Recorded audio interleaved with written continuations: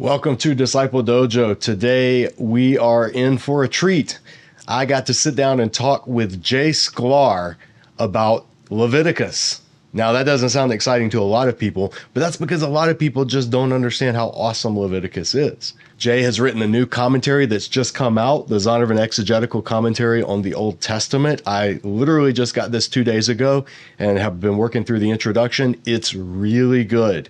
I used Jay's commentary years ago when teaching through Leviticus here on our Disciple Dojo playlist, Leviticus, the book Christians usually skip. So after you watch this interview, and if it whets your appetite to take a deeper dive into this woefully neglected book of the Bible, I hope you'll check out that playlist. Now that playlist, along with many of the others we have here on our YouTube channel, it's also available in podcast format for those that would prefer to listen on the go. So you can watch here on YouTube, or you can download and listen to our teaching via podcast. All of these resources for helping people better dig into the biblical text, they're all available freely through the ministry of Disciple Dojo, and that's only because of our regular monthly dojo donors.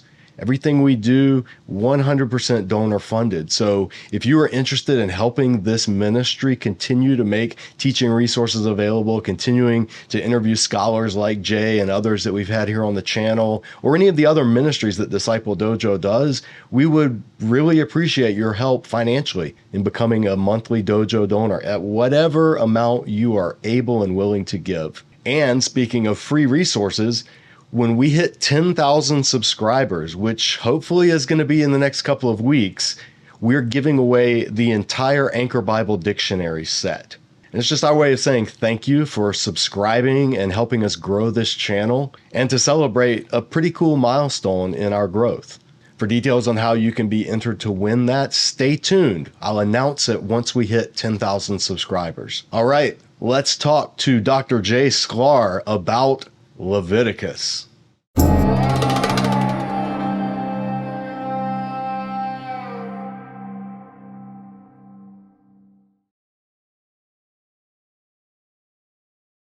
Welcome to Disciple Dojo, and we have Dr. Jay Sklar here today. I'm excited to have him here to talk about Leviticus, and I'm more excited, well, not more, but I'm just as excited by the fact that he is a fellow Gordon-Conwell alumnus. Absolutely. Alumnus or alumni? I can never say. Alumni is plural, so I guess you would be an alumnus. Mm-hmm. I usually abbreviate it just to alum. Alum. Yeah, sure. That works. Tell me a little bit. I mean, when were you there? You were up at South Hamilton, or did you do one of the campuses? No, South Hamilton from 93 to 96. Okay. And came down to Gordon-Conwell because I'm from Canada. Mm-hmm. And I knew I wanted a program that had good languages and good focus on the languages. And Gordon-Conwell happened to have a scholarship for Canadians. Well, and so that worked out really well. Yeah. That's wonderful. Which part of Canada were you grew up? Near Toronto. Okay. So not too far up into the frozen north. No, and actually it's about the same latitude as Boston. Right. So yeah, people think Canada way up there, but Southern Ontario dips down, and so coming across, it was almost like due east. Yeah, it was really fun. That's great. Now, did you know going in, what was your undergrad? Philosophy. Okay. Did you know going into it that you would end up in biblical studies, biblical scholarship? No, I went to seminary thinking I'm going to do a 2-year MA in New Testament, and then I'm going to go back to Canada and I'm going to be an itinerant preacher. Okay. That's what I thought, because my experience up to that point in time in ministry had been in camp settings where you do a lot of itinerant teaching and speaking, and it's often hard to think outside of the experience you've already had. So, but then I got to seminary and I saw really quickly, wow, there's a lot to learn here, and switched into the MDiv and was still thinking pastoral ministry. But by the end of the MDiv, I thought, well, maybe the Lord is calling me to do further studies, and spoke to professors about that and applied for a scholarship overseas and got it. And so thought, okay, I guess that's what I'll do next. There was never any clarion call, like trumpet from the heavens, right, that sounded out PhD or anything like that, but just kind of a natural one step at a time. Yeah. I love it. I love hearing scholars how they got to where they are now, because it's a lot of, for lay audiences and non-scholars, it's a lot of behind the scene. Like we just, people don't know how you actually become scholars. They don't know the path. And some people have a very circuitous path. And some people, like right when they graduate undergrad, they know they're gunning for their PhD. And then a lot of people just kind of figure it out along the way. When did you make the jump from New Testament to focusing on Old Testament? Towards the end of my time at Gordon-Conwell, I was talking to Gordon Hugenberger, affectionately known as Hugi, who was my pastor and professor there. And I said, Gordon, I don't know whether to do New Testament or Old Testament. I love them both. Mm-hmm. And he said, well, if you could do either, do Old Testament, because we need more help. And, he's picking up on the fact of how many more people go into New Testament studies and the fact that the Old Testament is 3 times longer than the New Testament, which my Old Testament colleagues at Covenant frequently remind my New Testament colleagues of. Right. And so there's just a lot more to do there. There's a lot of work to be done. I would just want to return for a moment. You talked about it being circuitous. And one thing I enjoy about sharing my path, I guess, if you will, my story with folks is I think sometimes we think, oh, yeah, you've got to have this really crystal clear clarion call of what's next and what you're supposed to do. Mm-hmm. The Lord sometimes does that, but often he just takes you the next step in front of you, one step at a time. And so if you don't have that super clear, crystal clear call, don't be discouraged. Just take the next step. Amen. That could not agree more. That's how Disciple Dojo has pretty much operated for 10 years now, is not knowing what the next step is going to be, but God giving enough guidance, like lighting the path in front of you, but not seeing what's over the horizon. And that's great encouragement. I love that you mentioned Gordon Hugenberg. So you went to Park Street while you were a student there? He was still up at a church called Lanesville, which was North School at that point. Yeah. Okay. Yeah. You were there. Church there. Yeah. You were 5 years ahead of me. So I got there in 2001. Yeah. My brother-in-law was there with me as well. He and my sister went to Park Street, and he was part of Hugenberger's church at that time. Nice. Gordon Hugenberger, I've mentioned him on this on episodes Disciples Dojo before. Gordon Hugenberger is the one who set me on the trajectory of loving Old Testament. My second semester, I had not picked up a Hebrew textbook, didn't know anything about it, but I took his January term, Christ in the Old Testament, and it blew my mind. He had us read Vern Poythress's The Shadow of Christ and the Law of Moses. I didn't care for the second half of the book, but the first half of the book that was about the tabernacle and the Levitical, it just... to this day, it's still in my top recommended reading when people want to get into Leviticus and they think it's so dry and dull. I was like, well, look at some of the symbolism that may possibly be there, and it will change how you read all of these texts. It did for me. And Hugenberger, Doug Stewart, and Gary Pratico were probably the 3 people that most influenced me Old Testament wise. I have to shout out I Sean can McDonough. see why. Sean McDonough was my New Testament. He's been on the podcast. That's great. But 2 quick Hugi stories I think your listeners might appreciate. Absolutely. Let's hear them. So one is I met my wife at seminary. Her name's Carolyn, but we always call her Ski. And we met in the library. So I always encourage my students who are single, if they want to get married, study hard. It pays good dividends. Right. But there was a point in the relationship where we'd had to sever the relationship before we got married. We were dating or thinking about dating, but had to break it off. And so Ski's trying really hard not to think about it, trying to put it out of her mind, etc. And she's in class with Hugi. And Hugi happened to be teaching on the documentary hypothesis, which is this theory that the Bible's first 5 books were made up of different sources, the J source, the E source, the D source, the P source, etc. And Hugi's critiquing this view. And one of the ways you critique it is to talk about, well, how do we know when those documents were written? So in the middle of class, as she's just really trying hard not to think about our relationship, Hugi looks out at the class and asks the class, okay, so now what's the problem with dating Jay? And she's like, oh, you are killing me. But the second story, when I went to interview at Covenant, they asked me, who is your favorite professor and why? And I didn't have to think twice. I said, Gordon Hugenberger, for this reason. He would be in the midst of some very technical, in-depth exegetical explanation of, say, marriage as a covenant. That was his PhD work. Mm-hmm. And in the midst of it, he would stop and look out at the class, that time mostly guys, and say, and husbands, if you've fallen out of love with your wife, fall on your face and ask God to renew that love. So he went just from the heads, if you will, to the heart and the hands so quickly in class. Mm-hmm. And so that's one of the reasons I love teaching at Covenant is I see my colleagues doing that kind of thing. Just It's not just about the head. Your GPA measures the head, but it's about the heart and the hands. How do you live out these things? That's what matters. I was in class the other day, this team taught class. We've got a New Testament guy, an Old Testament guy, and a systematician, all in the same class teaching biblical theology. Yeah, we're all there each time. And, one of us is lecturing and the other two are kind of like Astor and Waldorf in the Muppets, those two old guys that are scowling in the corner. Yeah, shouting, you don't know how many P's are in Philippians.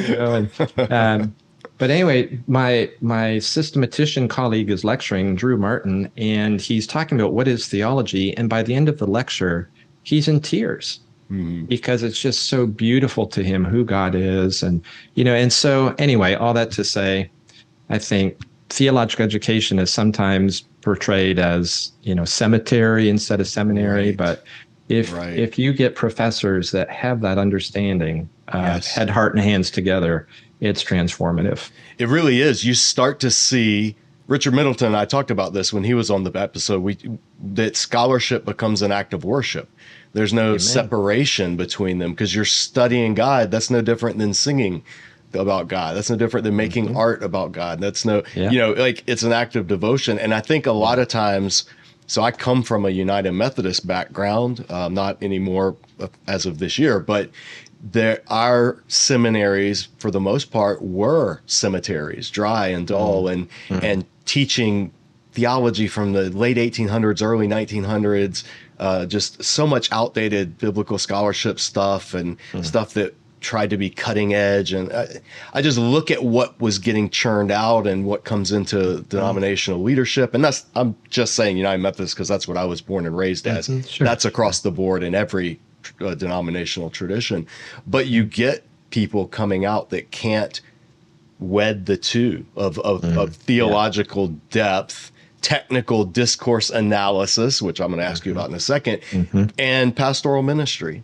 And so the two remain separated. And that's what, like I've mentioned to you, Disciple Dojo, we want to bring those together. Like the best, those I remember sitting in class and having a professor like Hashan McDonough or Jeff Niehaus, just like almost on the verge of tears while they're talking about something in the middle of a lecture, and you start to get a sense of this stuff is really important and it's spiritual. It's edifying. Yeah. And it's presented, when it's presented that way, it takes people to another level in their faith. And speaking of, let's talk about when it's presented this way. I just got 2 days ago, so I was able to read through the introduction. I haven't been able to dig into the whole thing yet, but your Leviticus commentary, this is the second Leviticus commentary you've written. Yep. It's the second one I've used. I used your commentary. Give a quick Disciple Dojo plug, folks. If you're watching this and you get inspired by this discussion and you want to know more about Leviticus, click here on Disciple Dojo channel. We have a playlist, Leviticus, the book Christians usually skip.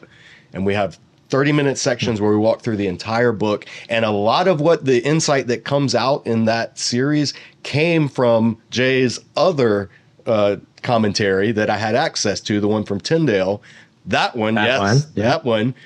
And so tell me, one, you've already written a commentary on Leviticus. Why did you write another one? So coming into this podcast, Jam, you told me that your listeners don't mind if we geek out. We are all about Bible nerdery, so go for it. If there are any listeners who are not into the geeking out, skip ahead like 2 or 2.5 minutes here. But it's a really interesting story. So when I was graduating from studying under Gordon Wenham, so that's where I did my PhD work over in England with Gordon Wenham, who's a wonderful, brilliant Pentateuchal scholar. Mm-hmm. And right around that time, Tindale approached him and said, hey, we're redoing a lot of the volumes. We need someone for Leviticus. Mm-hmm. And Gordon is so generous. He said, well, I've got a student who's just graduating. He's been doing work. And so why don't you contact him? So they did, and I agreed to do it. So to prepare that, so just a bit about what goes on behind the scenes when you write a commentary. Mm-hmm. And I don't know what it is for everyone, but this is what I decided to do. I started with a really literal English translation, New American Standard. Mm-hmm. And for each chapter, I would look at the English and ask myself, now, how do I think they would have said that in Hebrew? Mm. And the reason I started with the English, actually, there were two. One, I'd been working in the Hebrew for 3.5 years, so it was very familiar to me and would have been easy to just go Hebrew to English. But I thought I'm going to miss some things that way. Mm-hmm. And so by starting with the English, this is what happened. I'd say, I think they would say, Vayomer Adonai. And then I'd look at the Hebrew and it would say, Vaydaber Adonai. Mm-hmm. Like, oh, that's not the verb I expected. Why did they use that verb? And then I'd translate something else and I'd see, oh, there's an extra pronoun here in the Hebrew. He said, mm-hmm. I have done this. Why is that emphasis? And I might have missed that had I just started with the Hebrew. So all that to say, I started there, did my own translation. Then I would write up my own notes on each of the different paragraphs I was doing. And only after I was done my own word studies, my own research, or my own work, then I would go to the commentaries. Mm-hmm. And I read on average about 25 commentaries for every passage I was looking at. I always read them in chronological order. Mm-hmm. And that's something I always tell my students, read the commentaries in chronological order because there's a dialogue that's developing. Right. As one commentator interacts with another. And it's important to be able to see that dialogue and that kind of thing. Let me add a dumbed down note for the readers who aren't quite as Bible nerdy. What he means by chronological order is very important. If an interpreter is writing in the 1800s, then interpreters who come after will interact with what they've written. And so chronological literally mean, read the earlier commentators first, and then the ones who have written the latest at the end, and then you're entering into this dialogue. Into that dialogue. Yep, yeah, absolutely. And just a quick side note here. When I teach class, I always have this antiphonal greeting. I'll say, Shalom, friends, and they'll say, Shalom, Jay. And then I'll say, start with the Bible, and they all say, not with the commentary. Mm-hmm. Because I wanted to drum into my students, you need to look at the Bible first on your own, mm-hmm. praying that God gives you insight. Because if you start too soon with the commentaries, they will, in a sense, almost like give you a pair of glasses as you look at the text, and it's going to be hard to see it objectively. So all that to say, I wrote up my own notes, then I went to the commentaries. By the time I was done, I might have 35 single-space pages on each chapter. Mm-hmm. So I had to boil that down into Tindale. And I was wondering, Lord, where could I use all this extra work? I've got my own translation of each chapter. I've got all these notes. And at that point, Daniel Block reached out to me. He said, Jay, Zondervan's doing this new series. We're wondering if you would do Leviticus. If you agree, you should know each chapter has to begin with your own translation. And at that point, I just started laughing because I'm like, who but the Lord would provide this opportunity to make use of all this work? Right. So that's what led to writing the Tindale commentary is like 330 something pages. Mm-hmm. And that one's about 830 pages. And then there's a supplement to this one as well. It's another 200 pages. So when I finished my first draft of the Zondervan one, it was 160,000 words too long. Mm-hmm. which means I've lost all moral authority to ask my students to stay within page limits. And I just embrace that hypocrisy and still enforce it.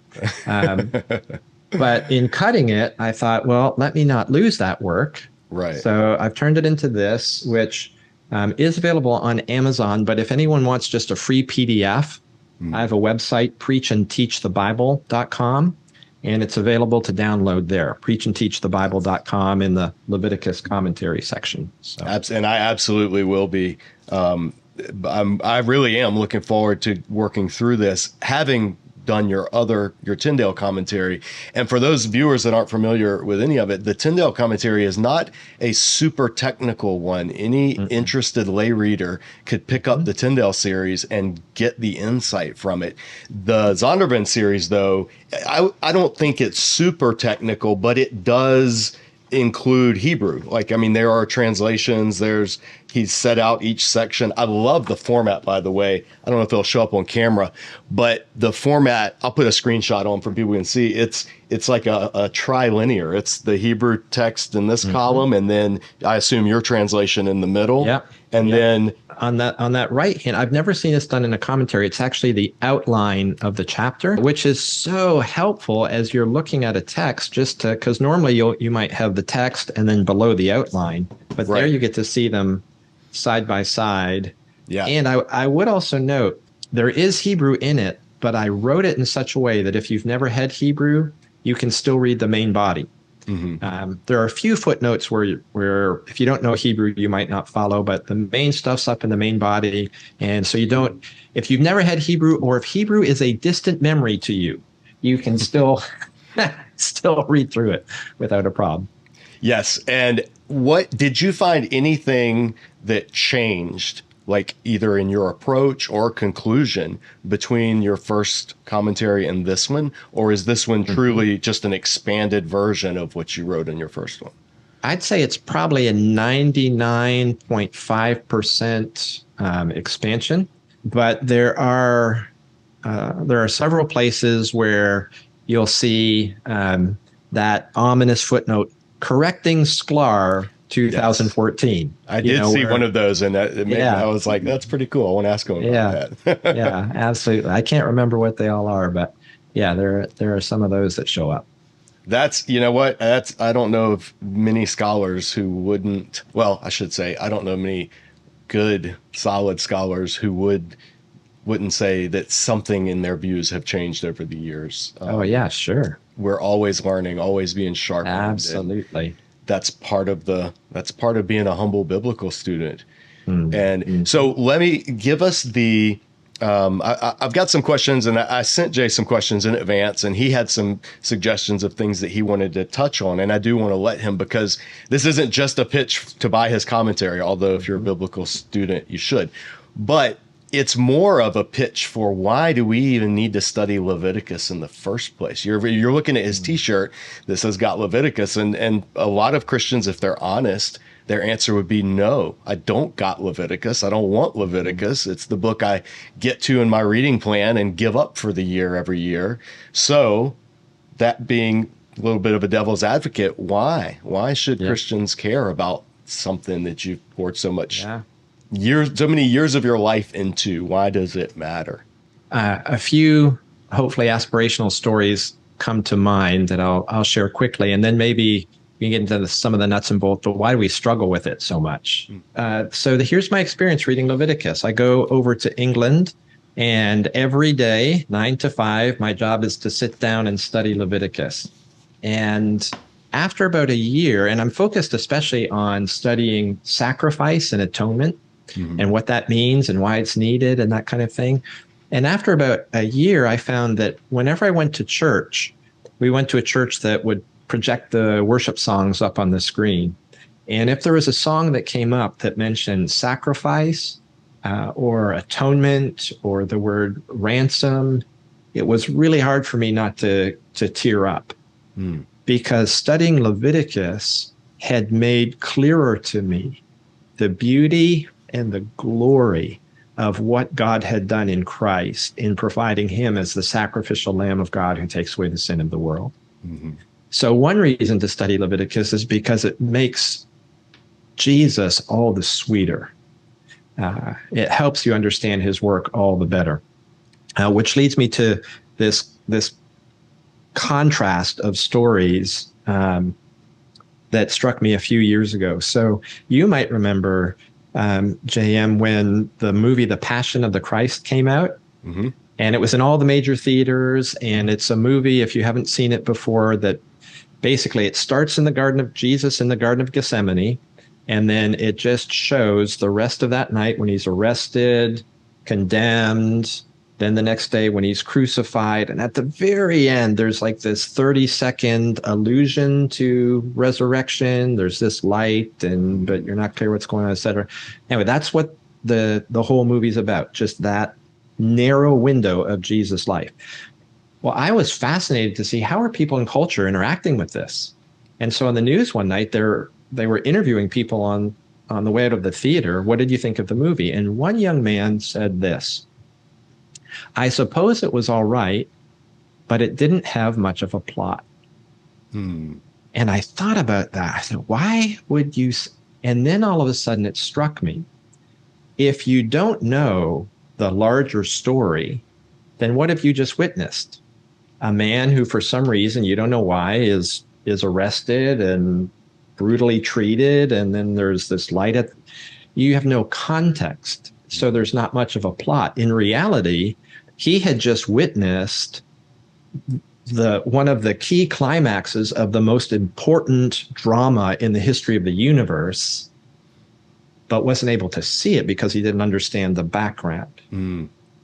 So then you contrast that with this story. Years ago, some missionaries went to Papua New Guinea, and they spent time with the tribe. Took them a long time to learn the language, culture, etc. But finally, they were able to start teaching the tribe about the Bible.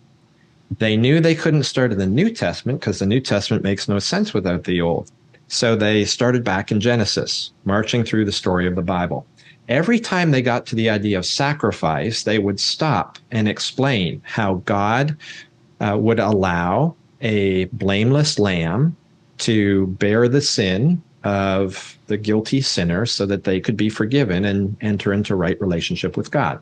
Anyway, finally, they get to the Gospels. And for a week, Jesus is the village hero. People are getting up early to come, listen to teachings about Jesus. They loved him. Well, the end of the week, they get to the story of Jesus' crucifixion. And the missionaries invited some tribespeople from another tribe that had converted to Christianity to come in and act it out. And the person who was playing the Christ had on a T-shirt. And under the T-shirt, they had put a bag of red dye. And so the missionary begins telling the story of Jesus' arrest and crucifixion. And you can see the tribespeople, they're so confused. Like they don't understand. Why would you treat this teacher, this miracle worker, this wonderful prophet this way? It made no sense to them. And then you got to the scene where Jesus is on the cross. And you remember in the biblical story, a soldier comes up and pierces his side with a spear. Well, when that happened, the bag of dye broke and the shirt began to soak as though red with blood. And at that moment, they videoed this, at that moment, you could see on the face of some of the tribespeople the dawn of comprehension. They were, oh, Jesus is the sacrifice for us. And as the story finished and Jesus went in, they took Jesus into the tomb, and then he came out resurrected, and the missionary announced, Jesus is the Lamb of God who takes away the sin of the world. All of a sudden, this village elder pops to his feet and he calls out in his language, Itao, which means like, I believe, yes, I affirm. And he went on to say, Jesus is the Lamb of God for me. And then this old village eldress pops up and says the same, Itao. And person after person begins to just stand up and declare that they believe Jesus is the Lamb of God who takes away their sin. And in this tribe, the way you showed excitement was by jumping up and down on the spot. And all of a sudden they get to this tipping point, and the whole tribe becomes this mosh pit, jumping up and down, praising God that Jesus was the Lamb of God who took away their sin. And the reason they understood that was because they understood the types of things that are taught in Leviticus, which leads me to say we need more Leviticus, not less. Could not agree more. It's the backdrop. It is the plot. It is the story. It's the symbolic world. You know, there's so many I think in analogies, and so many come to mind. But like, if you show somebody, let's say like a political cartoon, and you got a donkey and an elephant, and they're fighting each other, and you know, person will look at it and they'll be like, okay. And if you're like, okay, but this is what this represents, or this is what this symbolizes, or this is the cultural backdrop to all of this, then they can look at and it takes on a whole new meaning. Yes, and without absolutely. The Old Testament in general, and the Torah in particular, a lot of Christian New Testament reading is just that. It's just that you get people reading in all kinds of things into the New Testament or into the Gospels that were not there. The original readers wouldn't have heard or understood, and missing all of the things like you're talking about that they would have understood. Yeah, we end up like the young man who came out of the movie. We don't see it. Right. Not much of a plot. But why? So Leviticus, I can hear a viewer watching and saying, okay, in theory, that sounds great. But when I pick it up and open and I have 7 chapters or so of directions for these different sacrifices. Right. Yep. How do I get from Jay's excitement to what I'm reading on the page? How do you bring them along? Yes. Or what are some tips that you can give people that are really struggling with the actual reading part of it? Yeah, a few different things come to mind, JM. The one is to say there will just be times where we need help, that we do need to go to commentaries, because in order to understand what something represented, you have to have some knowledge of the ancient Near Eastern context, or some knowledge of what was going on in Israel's history. And so it can be helpful. And I do not mean this as a shameless plug. Use another commentary if it helps. But like in the Tindale commentary, each chapter begins with a 400-word overview, and then goes through, explains stuff in a 400-word application. And so some people are helped by reading that overview that orients them, then reading the chapter, and then getting some thoughts about application. So sometimes that's just a very practical kind of help that you can have, and lots of other things can do that for you. But in terms of doing the work on your own, I think there are a few things to keep in mind. One of the reasons that we find Leviticus so hard is because it's almost entirely law. The whole book, aside from chapters 8 through 10, a brief story in chapter 24, and then blessings and curses in chapter 26. Aside from that, everything else is law. And usually people don't go home at night thinking, I'm just going to curl up with, 23 chapters of law tonight. And, that's not, most of us don't do that. Right. What I want to encourage people to think of is law actually gives you an opportunity to get a window into God's very heart. And that's because laws represent the values of the lawgiver. So, for example, we have laws against murder. Why is that? Well, we value life. Or we have laws against stealing. Why is that? Well, we value the right to private property. Laws represent our values. Well, in Leviticus, it's the one who's speaking almost the whole time is the Lord. And he's saying, here are my laws, A, B, C, D. And so if we enter into Leviticus thinking, okay, these laws are representing his values in some way, all of a sudden it can help us to begin to think through, okay, what kinds of values are being represented here?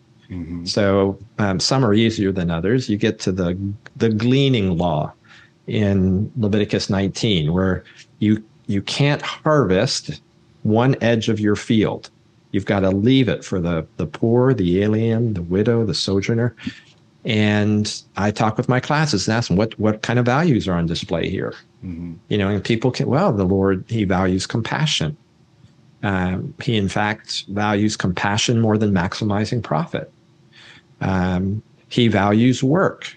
He doesn't say collect the food and give it to those folks who are struggling. He says, let them collect it.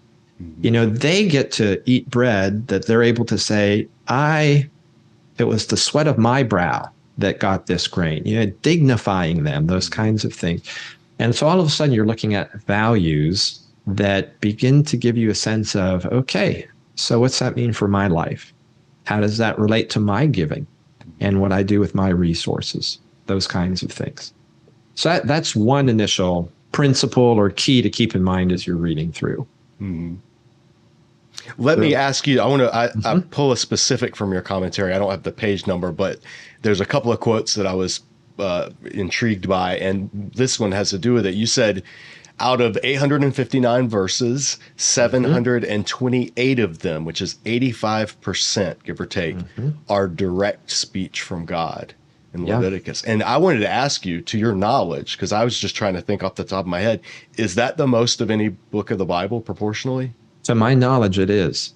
That's fascinating, in that if you want to hear direct words of God, like if there were a red letter Old Testament, right? Like all of Leviticus, or 85% of Leviticus would be in red letters. Yeah, absolutely. And I think that just knowing that in and of itself can help readers. An analogy that Doug Stewart has talked about in his preaching from the Old Testament was exactly what you said. How can you know what the boss wants done, or how can you know the type of boss you're working for if you don't know what the boss has said is possible and not possible, is permissible and not permissible? The laws of someone give you a reflection of their character, their values, their heart. The tricky part is understanding what those laws communicated at that time. Right. Yes. And that's where I think the breakdown for most of us is, because the law of gleaning, great example. It's one of my favorites to use as well in teaching Old Testament law and how to approach it. It does do exactly that, shows compassion, lifts up the value of work ethic, but not boiling a kid in its mother's milk. It's a little trickier to reason out what that might mean, or not wearing a garment of two types of thread, not trimming the edge of your beard or the sides of your hair. Like, those are a little trickier. So do you have any tips or anything you'd tell somebody who's other than, like you said, get good resources, listen to voices out there, but what are some other insights you might want to share with people that struggle there? So a couple of different things come to mind. I'm glad you mentioned the boiling a kid in its mother's milk, and the garments of two different fabrics, because those are examples where it's not as self-evident to you and I today in 2023, reading through this, what that might mean. But I think with some of these examples, if we begin to do a bit more digging and get into the original context, the rationale, or the values, if you will, become a bit clearer. So, for example, with boiling a kid in its mother's milk, there are many laws in the Pentateuch that encourage the Israelites to show compassion towards the Lord's creatures. And once you begin to see these in other places in the Pentateuch, all of a sudden you have a context for looking at don't boil a kid in its mother's milk and think, yeah, there seems to be something just not right about using the milk of a mother to, like, as if you have that posture of compassion towards animals, I think you begin to see, this seems to be in keeping with these other laws. As one more way of showing compassion. Or the garment one. This one is fascinating because we look at it, we think this makes just no sense whatsoever. Well, if you go back into the context, in the book of Leviticus, there were actually some people who had to wear garments of mixed fabric, the priests. And Milgram has actually argued that mixtures were sometimes associated with holiness. So the priest's garment have mixed fabrics. The tabernacle curtains have mixed fabrics, right? And so why in the world would you say to lay Israelites, don't wear garments like that? Well, what do we know about the Israelites' posture or feelings about the priesthood? Some of them had a real problem with it. Like Korah, you might remember the story in Numbers of Korah's rebellion, where he's like, no, we're all priests. Aaron, you guys shouldn't get any special privilege. And the Lord showed up and made pretty clear, no, I have established an authority structure here and it has to be recognized. So now come back to, so why wouldn't you tell an Israelite, or why would you tell an Israelite, don't wear garments of mixed fabrics? It's like saying to a modern person, if you're not a priest, don't put on a collar. So I don't even want you to begin to go down that road of rebellion. Mm-hmm. And now, can I prove that's what's going on there? No, but it fits really well in the historical context. Yeah. Yeah, it really does. It So, makes me think of the oil that the priests were anointed and the inside the tabernacle was anointed with at the end of Exodus that only could be used for that purpose. And anyone who made that perfume for themselves would be cut off from their people. Yeah, sure. And so that might be another example of what you're saying. I've never thought about the mixed garments one being that, because usually in commentaries you just hear, well, it's mixing and it's symbolic of Israel being separate, and kind of they leave it at a general level. Right. And so that's a great way to think of it. Thou dost persuadeth me, I think. Well, yeah. No, but that's a great example of yeah. background that really does make a difference. Yep. Having said that, I think it's also important to say sometimes we can't penetrate behind the reason for a certain law. Mm-hmm. And here's where I want to make a distinction between understanding rationale and understanding purpose. So why is somebody unclean because they've had sex with their spouse or just had sex in general? Why does that make them ritually unclean? What's the rationale behind that? In fact, what's the rationale behind why having a baby makes you unclean, or why leprosy does, or and people have suggested rationales, like it's because things are associated with death, and maybe we can come back to that because I'm not convinced by that at all. The rationale, I'm not sure we can always get to, but we can get to the purpose.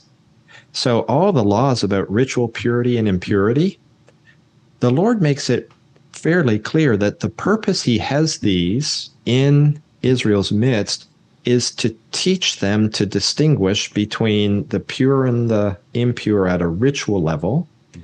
And therefore, these things are to serve as reminders for them to distinguish between the pure and the impure at a moral level. Mm-hmm. So why does a certain activity make you unclean? I don't know. But what did the Lord want to do by having laws like that? He wanted to teach Israel all day long, because they would be reminded, whether it was what they ate or drank or what they wore, or they were always reminded about impurity and purity. And those reminders at a ritual level were to exhort them towards purity at a moral level. So don't get too hung up always on the rationale. Be looking for the purpose that the Lord has for these laws. We have a natural tendency to ask why, right? Everybody that has kids knows that's what kids ask, why. Mm-hmm. And I'm not a parent, but I have parents, and they told me frequently when I'd ask why, sometimes the answer is because I said so, knowing that the parents weren't just arbitrarily making stuff up, but they also did not have any need or desire, or it just wouldn't have been right to explain it at that point to the child. And maybe sometime later down the road, they might get an explanation, but right then they don't. I feel like with scripture, sometimes that's where we end up is God giving things. And it's not this, I want to avoid the charge that, like online skeptics throw against God is he's arbitrary and he's just, blah, blah, blah. It's not that, but there's sometimes where I don't think he does see fit to give us the rationale behind it. And I don't think he wants us to, I don't think he wants us to think about it, because he does. We're to ponder and to search and to study, but I don't think he's chosen to reveal it. And sometimes it's intentional. I was talking with a Jewish friend of mine about, and I wanted to ask you this because he asked me to ask you if I had a chance. Why do you think that there is a rationale that we can discern between why God chose certain animals to be unclean, certain animals to be clean, and certain animals to be sacrificial? Not the concepts of those three things, but why was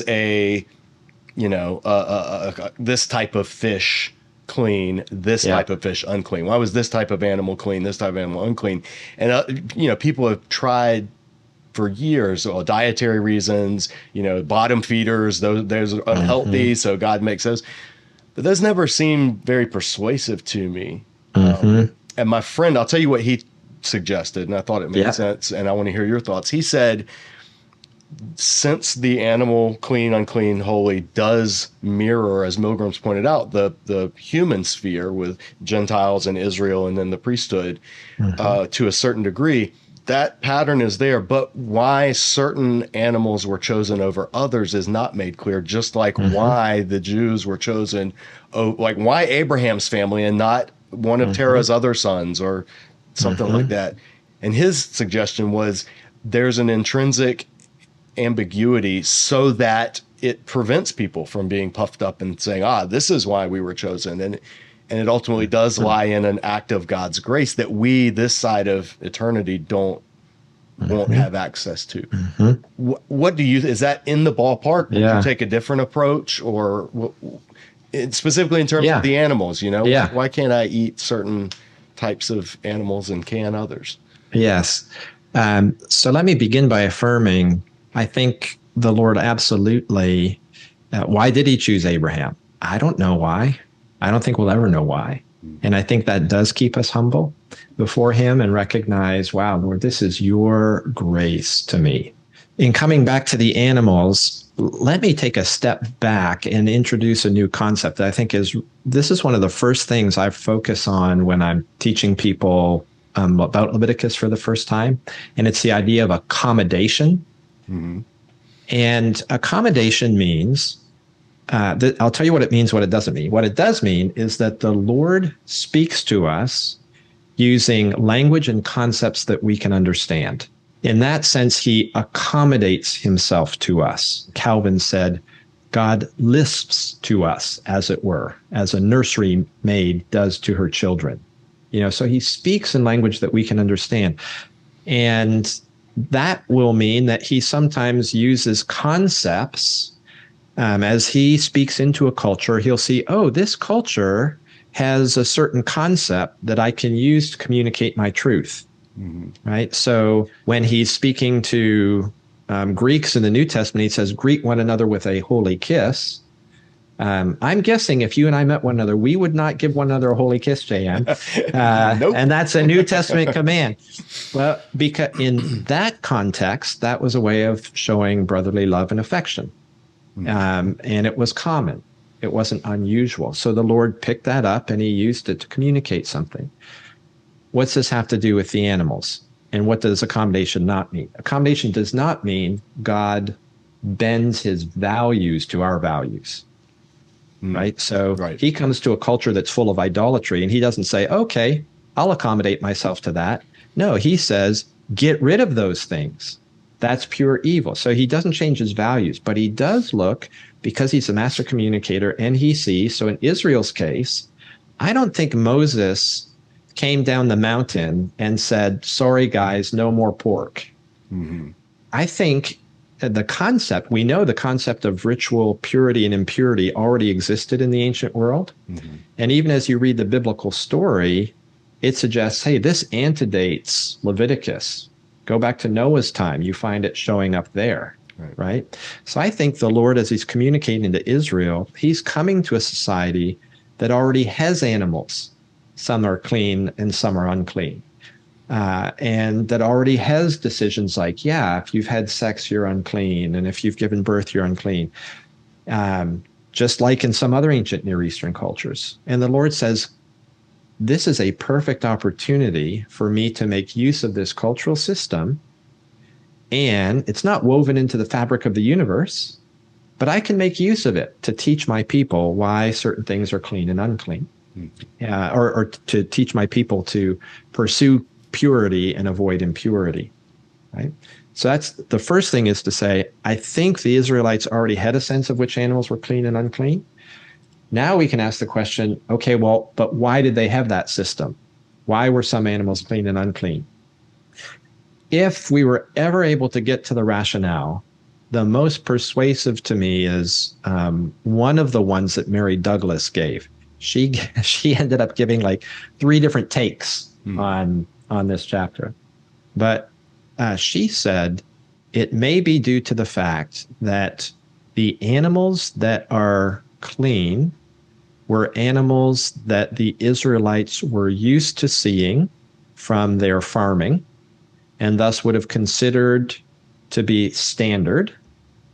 And the animals that are unclean, they seem to go against the standard animals in terms of their mode of locomotion.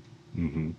So Israelites are used to catching fish that, are have fins and if you see something like an eel, well, it's a water creature that doesn't fit the standard. Mm-hmm. So we'll call that unclean. Or with land animals, we're used to animals that have split hooves, cloven hooves, and chew the cud. Goats, cows, sheep. What about horses? No, they don't fit the mold.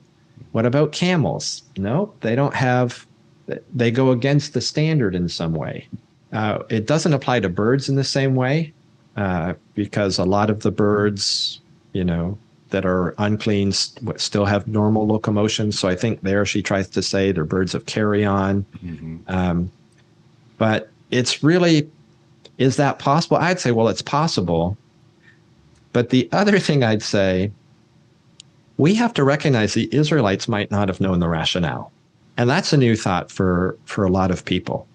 But I'll ask my classes, it used to be the case that when a man walked into a church, this is changing now in culture, but when a man walked into a church, if he was wearing a hat, he would take the hat off. Why is that? And everyone looks at me kind of bored. It's a sign of respect. Everyone knows that, Jay. I'm like, okay, great. Why is that a sign of respect? And they all look at me and they start thinking. And then they start guessing. Mm-hmm. Well, it's maybe because, and some people, well, maybe, don't wear, it's 1 Corinthians. I say, okay, well, why do it in a restaurant? Or why, you can choose lots of things like this. We don't know what the reason is. We don't know the rationale, but we know what the communicative purpose is. Right. And so all that to say, I'm not sure the original audience was even able to tell you the reason why a cow was clean and a pig was not. Aside from, well, pigs have, they don't chew the cud. Well, but why does that make them unclean? Well, it just does. Right. It just does. Yeah, that's that. For those who aren't familiar, Jay mentioned Mary Douglas, and Mary Douglas has written a lot on Leviticus. She was interesting because she was an anthropologist and came to Leviticus through the study of anthropology, looking at other cultures and these cultural patterns, and particularly the idea of pure, impure, clean, unclean. And she's one of the people I recommend reading and interacting with, not to take everything because she's been very much critiqued and criticized by biblical scholars at times. But even though some of what she's argued has been more or less plausible, overall, it's really fascinating to get an anthropological perspective on some of these practices that they're just strange to our ears and our eyes. Yeah. Who else would you recommend, by the way, if people are just some names that you found particularly insightful or helpful that should be on people's radar? I mean, your commentary, we've mentioned Mary Douglas, you've mentioned Jacob Milgram, sort of the standard and Levitical commentators. Is there anybody else out there? I mean, there are great commentators out there. We all realize that. But are there any out there that you especially would tell your students, hey, you should read what so-and-so says on this? My typical recommendations are to have Wenham on yourself, Gordon Wenham. With Milgram, if you're doing deep academic work, you've got to consult him. His commentary is, I think, 2,200 pages. It's in three volumes. Yeah, massive. But you also need to know he's approaching the text from more of a higher critical perspective, which means he's going to be looking for different sources. He's not approaching it as the inerrant word of God. And so you've just got to use him carefully. There's also a book by Jeff Harper. This book is especially helpful for teaching and preaching and application, because he gives a high-level commentary on each chapter, but then spends a lot of time on the so what. And he's doing this as an Old Testament scholar, and so he's done a really good job. is there anything in your studying of particularly Leviticus, but of Torah in general, that you found insightful or helpful from Jewish friends and colleagues, that's something that Christians may not always have noticed or appreciated? Yeah, that's a really interesting question because these days, so I'll answer it this way. I've read through probably at least 25 Leviticus commentaries cover to cover, some from Jewish scholars, some from Protestant scholars, some from Catholic, I mean, from a wide range of perspectives. And there's nothing that sticks out to me that I'm thinking, oh, I'm distinctly learning these kinds of things from the Jewish scholars. Right. So these days, there is so much cross-fertilization in terms of reading one another that it's pretty even in terms of what you're learning. I think probably some of the things that we could stand to learn would be, many of us, most of us don't have an experience of trying to follow these laws. And so when you hear from those who do, in fact, I was telling Drew Johnson this, I was on his podcast and telling him, I did a class once, an elective on Leviticus. And one of the assignments was you had to live Levitically for a week.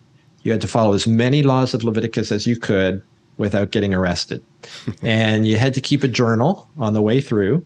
And at the end of the class, I began reading through these journals, right? And you had things like day 3, someone's entry was, I really miss bacon, that kind of stuff. Right. And then you had some real deep spiritual lessons that were learned. I'd love to come back to that. But one thing that happened for the whole class, I think as they approached Leviticus, they probably thought, oh, ritual impurity is something that's shameful. Mm-hmm. And so in our minds, I think often we associate impurity with shame. But what happened is, as the whole class now is living together following these laws, pretty soon ritual impurity became, in a sense, normalized, by which I mean most people had it at one point or another. And so it was no longer something they realized, oh, it's almost more like when you have a cold, mm-hmm. and someone goes to shake your hand and you say, oh, I've got a cold. Right. I mean, there's no shame in that, but you're just, I don't want to pass that on. And that's often how ritual impurity works. Mm-hmm. In fact, one of the female students, I came into class and she was sitting at the end of her row in one of those camping chairs that you can bring. Mm-hmm. She had brought one to class and she was just sitting there completely isolated, like from the rest of the row beside her. And I thought, why is she? Oh, she's in the midst of her cycle.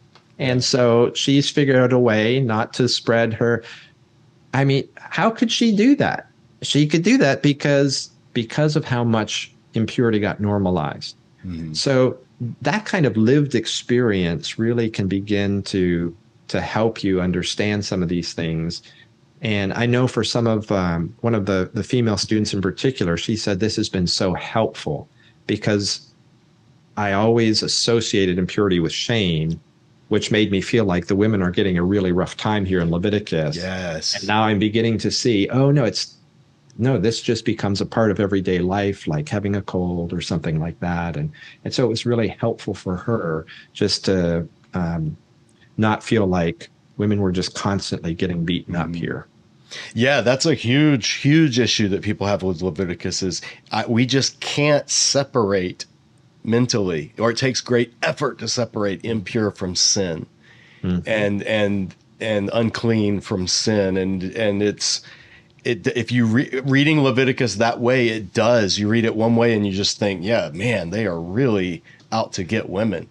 Yeah. And but like Jewish readers, people in the synagogue and others who have been raised with these laws, as even if they don't keep them in the Levitical way because there's no temple, mm-hmm. they still are raised to see these laws as a gift and as a blessing. If you listen to their perspective, they'll talk about, these laws are actually cherishing women. They're giving women a much longer break to be away from men and be able to recuperate or to have privacy, mm-hmm. or to, Mm-hmm. it's just really interesting how our perspective that we bring to the text colors how we read it. Yeah. So reading cross-culturally or reading from different traditions will kind of sometimes give us a new set of lenses to look at. Yeah. Yeah. And we should add here that the Leviticus itself will go on to use impurity language in a moral context. Mm-hmm. So there is something known as moral impurity, mm-hmm.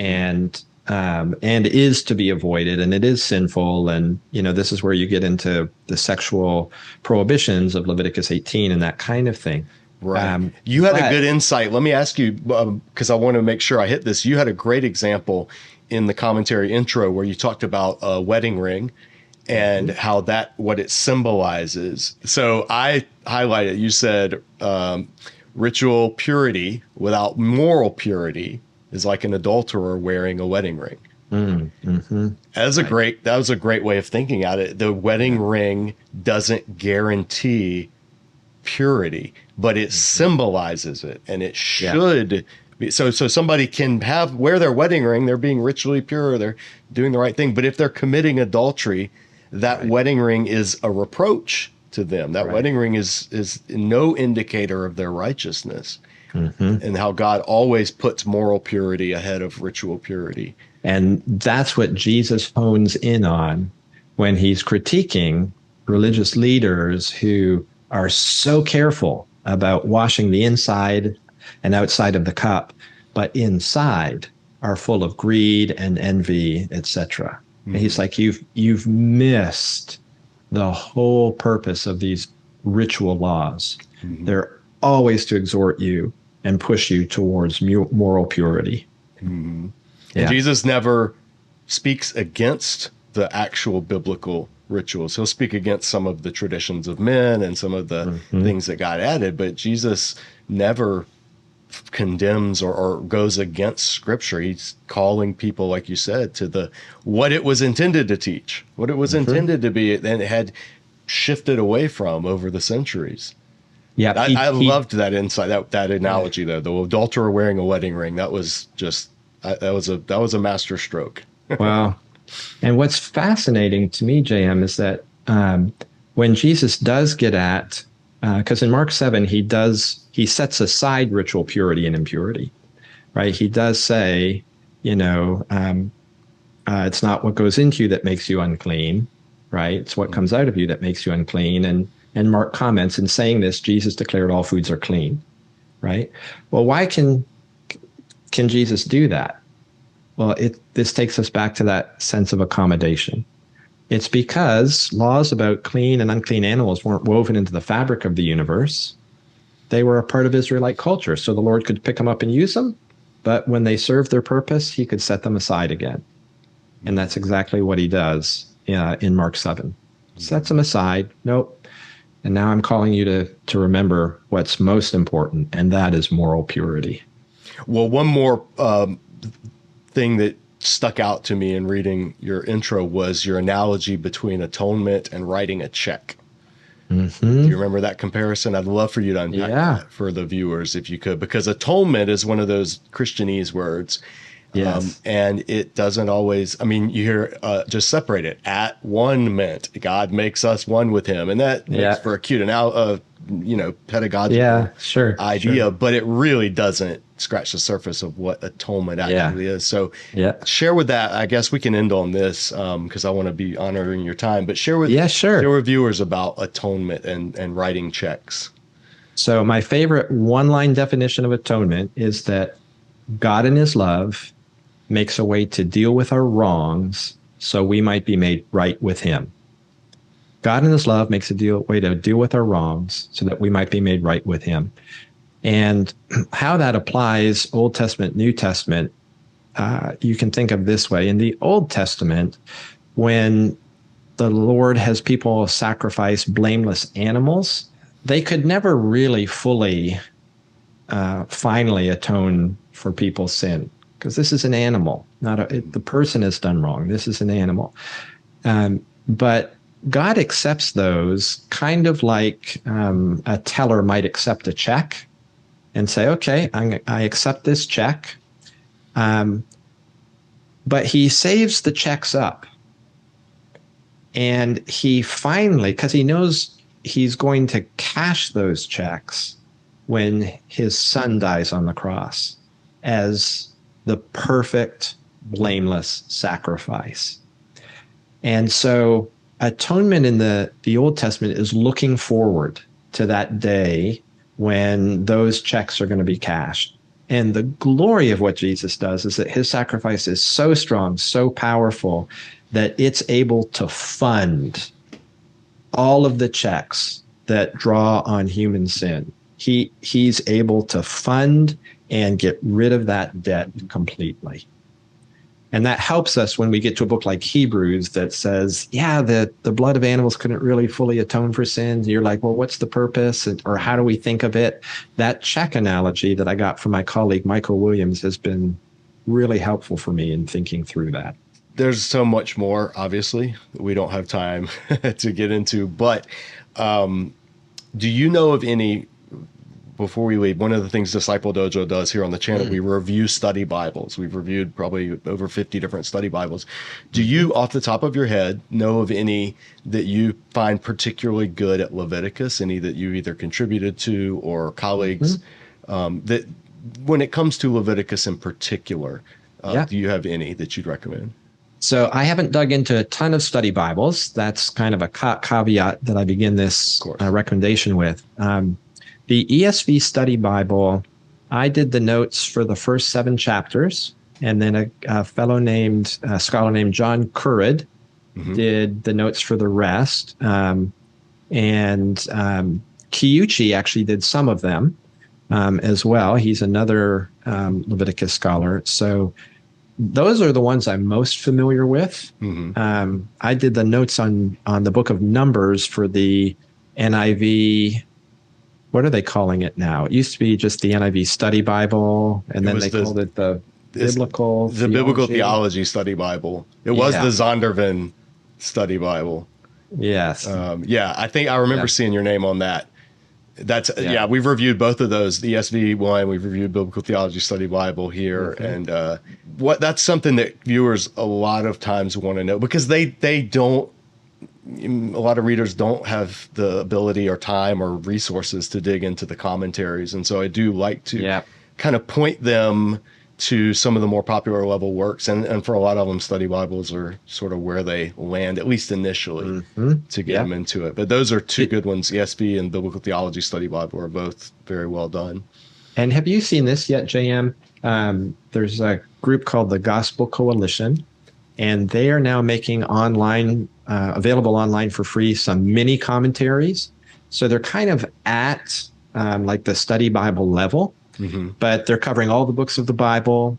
These are well known. In fact, to write a commentary for this series, you had to already have written a commentary on the book. And that was their quality control. You know, so whoever's written it has already done work on that. Right. And I did Exodus for that. I'm not sure off the top who did Leviticus, but that's and they're going to translate those in the top 5 languages of the world.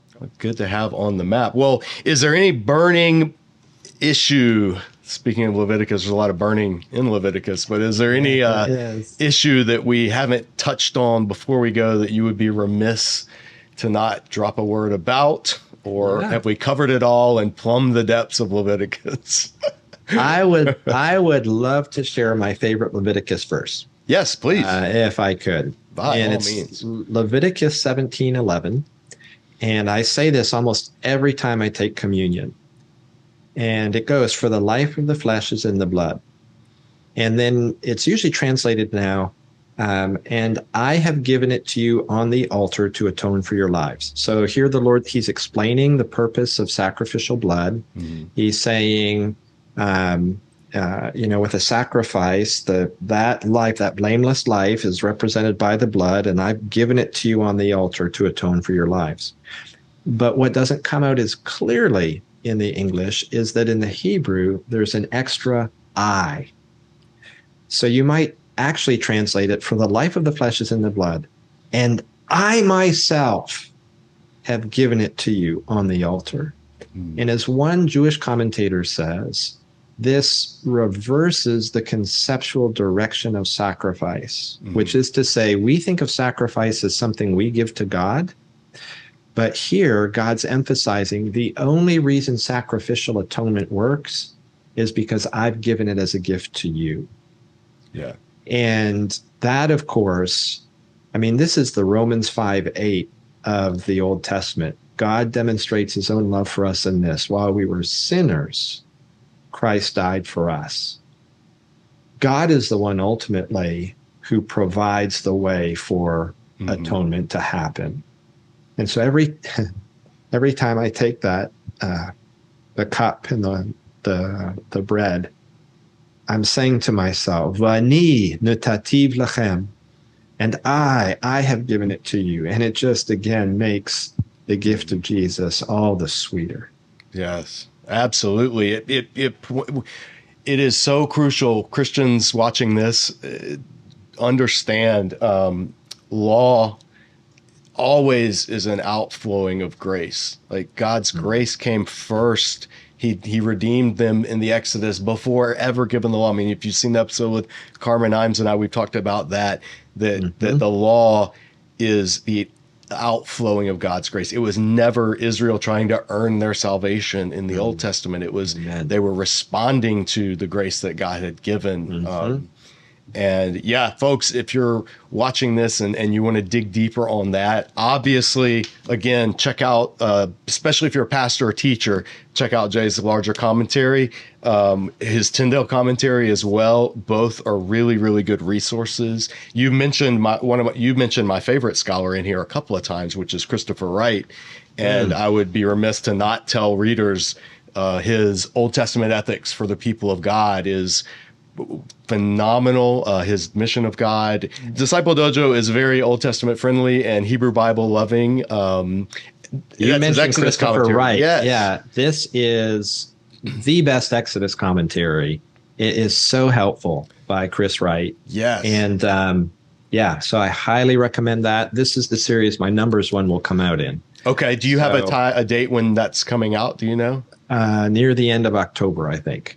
Oh, fantastic. Yeah, they're in pre-order status, but Wright's work is fantastic. And I should have mentioned earlier at my site, preachandteachthebible.com, I have commentary recommendations for the Pentateuch. And then for some of the books, sermon series suggestions, if any pastors are listening and you're thinking what are possible. So even some mini sermon outlines for Leviticus and Numbers. And so anyway, just another resource for folks. That's awesome. Numbers is my favorite Pentateuch book. And so I'm looking forward to when that comes out. I'll definitely, I have room on the shelf. I'm going to make room on the shelf to add it right up there beside Chris's commentary. Jay, thank you so much for spending time with us here at Disciple Dojo. My pleasure, JM. Thank you. I really appreciate it. Will you be at IBR SBL this year? Lord willing, yes. Okay. Yeah. Well, hopefully we can connect in person out there. It'd be great to talk face to face. Folks, check out Jay's work, and I will put a link to his website. And if somebody wanted to contact you, what's the best way for them to do that? Do you have a Twitter, or do you do any social media, or is it just through your website you recommend? I'm on Facebook, but I think if they go to the Covenant Seminary site, there's a way to contact faculty there. Okay. I'll find that. I'll put that link in the description for people that want to reach out and follow up with you. All right. Great. Well, thank you so much. I really appreciate talking to you. Thanks, JM. Blessings. So I want to thank Jay for taking an hour or so of his afternoon to talk to us here at Disciple Dojo. I'm going to put a link to his commentary as well as his shorter Tindale commentary in the video description below. So be sure to check out his work. As always, thanks to all of you who have subscribed and who support this channel and continue to get the word out about Disciple Dojo. I hope these videos are helpful and give you a peek behind the curtains into the world of biblical scholarship. That's what we want to do. We want to encourage people in their understanding of Scripture and in their desire to accurately and faithfully wield the sword of the Spirit. So that's all for now. As always, keep training.